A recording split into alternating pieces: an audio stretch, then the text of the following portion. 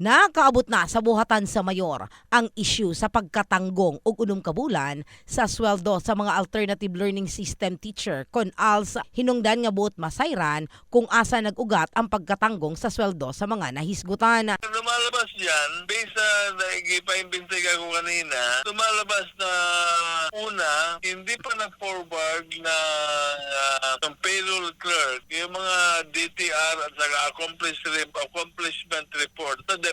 Sa pamahayag ni Isagani de la Cruz, Schools Division Superintendent sa DepEd Jensan, wala usab siya nasayod kung asa mi padulong ang mga dokumento sa mga ALS teacher. Hindi na ako mag-comment kay hired mo na sila sa under sa city. Okay. Mga JO na ilang ano. Pero apan sa impormasyon, gipabalik ang mga papeles nga gisumite sa mga ALS teacher, human nagsulat ang Commission on Audit kun COA nakabutang nga kung mula pa sa 10,000 pesos dili na kini makonsidera na honoraria og makonsidera na ang mga ALS teacher nga job order workers ilawom sa LGU. Sa Special Education Program sa Department of Education kun DepEd, ang mga ALS teacher sa Jensan nagatudlo sa mga out-of-school youth and adults, lakip na sa mga jail inmates, person with disabilities, indigenous peoples, reformist, o mga guest relation workers.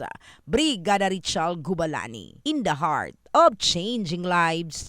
Brigada News.